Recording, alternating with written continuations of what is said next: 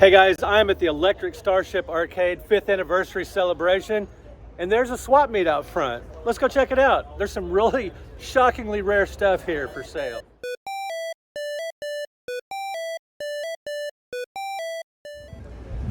Now I'm set up here by the door, very good spot. Had a lot of great conversations already with people entering the arcade and coming up to check out the 5th anniversary of Electric Starship Arcade. I've got some Dreamcast games for sale, including some of my favorites like Wacky Races, Crazy Taxi, a few others. These are typically at my Antique Mall booth, but I thought I'd bring them out here for the swap meet.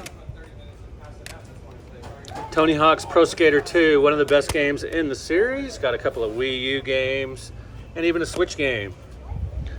And right next to my booth, there's a lot of incredibly awesome stuff. I'm really shocked to see just the quality of items here at the swap meet. You got a yellow N64 controller that you rarely see anywhere.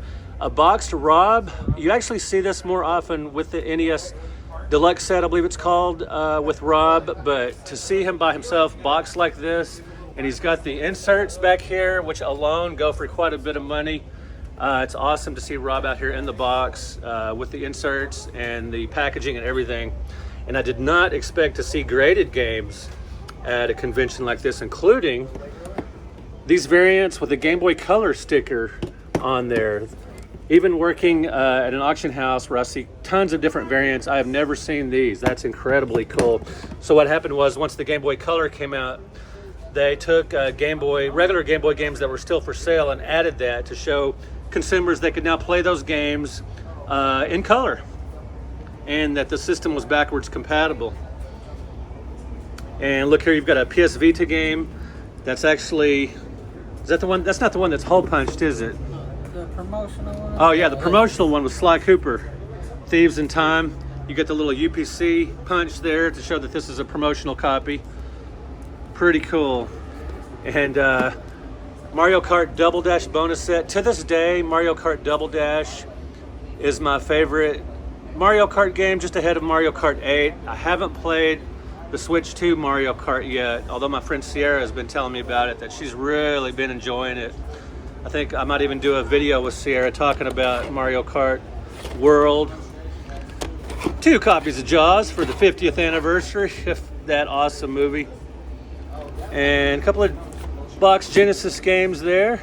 Super Highlight, the sequel to one of my least favorite NES games, Highlight. Cannot stand that game.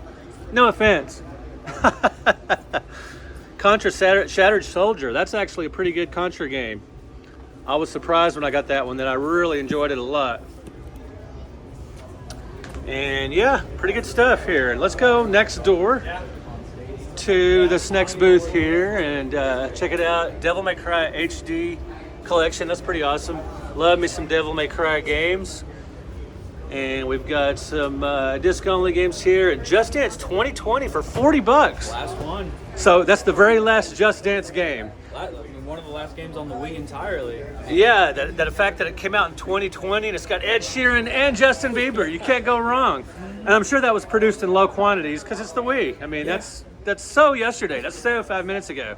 13 years ago. Right. Pretty cool. Pretty cool to see. All right. Now, dude, I see you at every show. I'm kind of getting sick of you. No offense. No, just kidding. Love the Atari shirt, and I love that you always have, you know, second gen stuff. My generation. Talking about my generation, in the words of The Who. We were just talking about Solar Fox, how the Atari 2600 version actually removed shooting in the arcades. You could shoot in this game. Somehow it's still a ton of fun. It's a great maze game. And yeah, just the fact that they took out shooting was really a bizarre choice, but it's still great. And then Carnival, my buddy Delph Meek's favorite game. Haha. He's talked about how he hates it, and I'm just convinced he doesn't know how to play it. And then Ladybug, my favorite ColecoVision game. Just a beautiful port. Now, one interesting thing about Ladybug, in the arcades, there was a wedding scene when you spelled out special that would give you an extra game, but since you don't need an extra game on a console, this actually has a vegetable garden for extra points. Yeah, I know way too much nerdy information about all this stuff, but hey, that's how I roll. I love these little arcade compilations on the Game Boy Advance because it's really powerful hardware for a handheld of the time. Basically a Super Nintendo in the palm of your hand, more or less.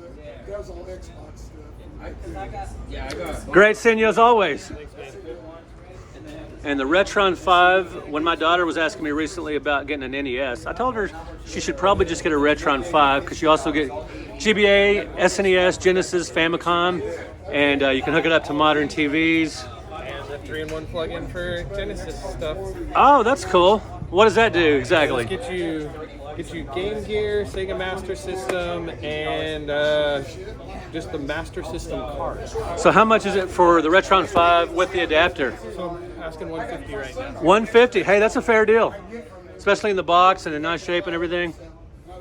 We've even got some factory sealed 7800 games there. I love the 2-player options on Asteroid, simultaneous. Who remembers the HD DVD format? I remember that was all over Best Buy, and it was just as prominent as Blu-ray just for a little while there, but Blu-ray stomped it into the ground. You guys remember when they brought back these old Mattel electronic handheld games? I thought that was really neat.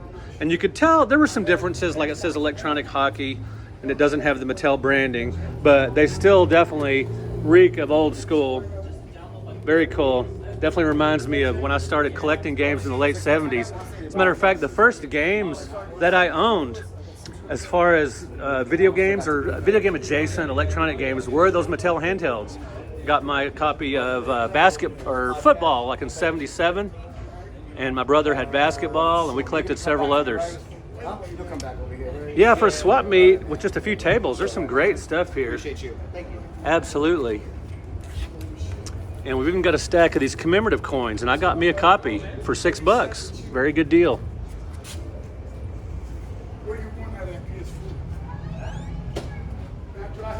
So these commemorative coins, you got a stack of them here. It belonged to a man named Angel, and he's selling them for $6 each. So how did you get so many? I used to work at GameStop 15 years ago, and these were the ones that launched with the game. Right. And these were giving out pre-orders too. Yeah. A lot of people didn't come and pick them up because the game's so popular. Take the game, they went. Right. And then eventually GameStop's like, hey, I think we can't give them away. We're just gonna throw them away. I'm like, absolutely not. How would you throw it away? The coin is beautiful. If you haven't seen it already, the coin is beautiful, and it has a little certificate authenticity too. Yes. It's great. I just don't understand GameStop. You go in their stores and all this stuff that they throw away, they could repackage this stuff and sell it. Oh, it's criminal. It's criminal what they do. They We just... used to have people that would go into the dumpster when they knew that we would toss stuff out. Yeah. Come right back around, clean a little bit off, and trade it right back into us.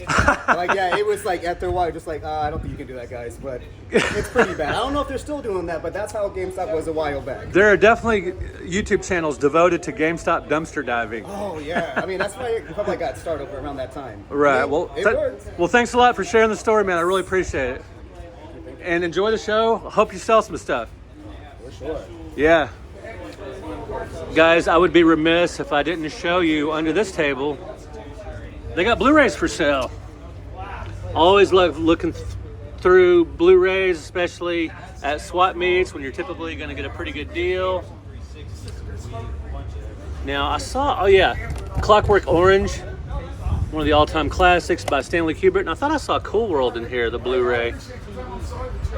Anyway, not a great movie, but I was curious about the special features on that one.